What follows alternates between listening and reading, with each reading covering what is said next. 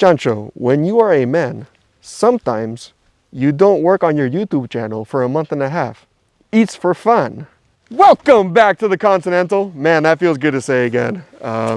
Sorry guys, I know it's been a while. Really appreciate you guys sticking in here and being a little patient with us. Life's been a little bit crazy. We have not given up on the channel, as of course you're seeing this video.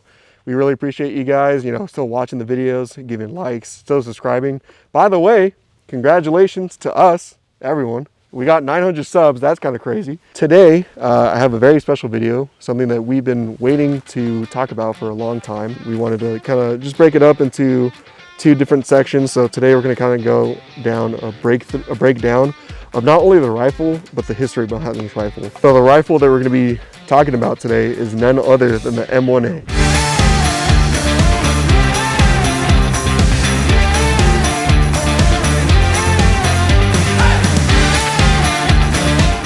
Based off the M14 and popularized in '71, Springfield Armory actually had to buy the company that produced the M1As. Now, most M1As were made with M14 surplus parts. So back in those times, when a rifle was retired from the military, they'd typically be pushed out into the civilian market. The original M14 was not able to be created for civilian use, as it was classified as a machine gun at that point, since it had full auto or selective fire capability. So that's just a quick overview of the history of the M1A. We won't get too much into the specifics. Now, there are a variety of different versions of the M1A currently available. As you guys can see, I got the M1A Tanker, so this is the 16-inch version, although there is the SOCOM, and then we have the Loaded, which, the SOCOM is an 18-inch barrel, Loaded is a 22-inch barrel, more faithful to the original M14. The M1A Loaded does come with match grade sights. Given its 22-inch barrel, it's excellent for shooting at long distances and even competition. The M1A does not come with that. It just comes with a standard peep sight, of course, given the 16-inch barrel, and then we do have a night sight that's protected on the sides. It does come with a very nice wood finish. Now, there are a few different varieties, because of must state.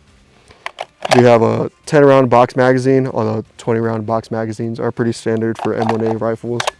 Going from buttstock to tip, I'm gonna go ahead and break it down. Just to give you guys a quick overview. It is a gorgeous rifle. Really, the wood is absolutely beautiful. Just gonna go ahead and reset. So this back piece does come up. I've been told that it helps with stabilizing the rifle when aiming in a prone position. You do have this slot that you can open up right here. God, I knew I shouldn't have cut my nails. Okay, the idea behind this is that you can go ahead and put a cleaning kit. Although I'm not sure how many of you are going to put that in there. I do recommend it. But if not, you can always just put some snacks. It's very, very ideal. Now, moving up here to the safety mechanism. Very inspired by the M1 Garand safety. So moving this back, it is supposed to kind of block your trigger finger, and even if you did try to pull it, it's not going to pull, and you just have to push it forward, releasing the safety.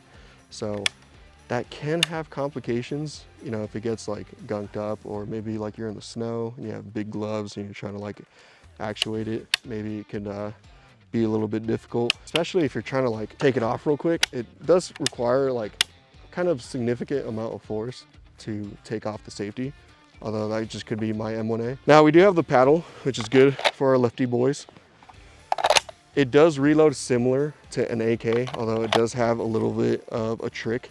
So similar to an AK, we're gonna go ahead and get that hole to a feed ramp right here inside the rifle. And then we'll just move it, lock him back. And that's just gorgeous. I have had quite a bit of practice, but when I first started, I was not anymore.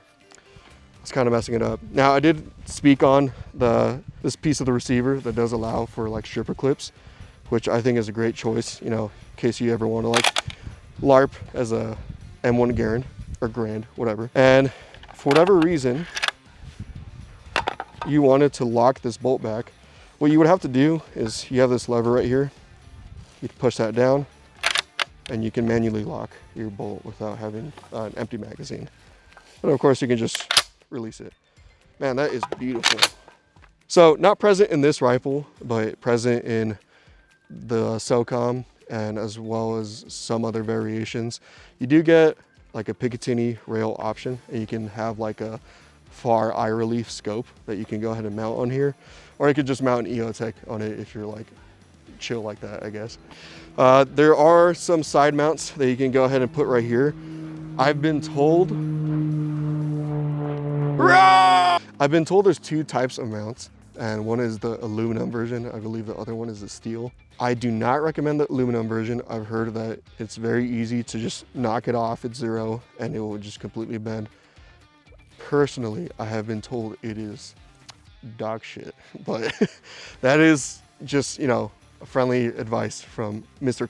Continental to you, Steven. Now, speaking a little bit onto the barrel, it is a 1:11 twist rate, at least for the tanker, and it is made from a carbon steel barrel material.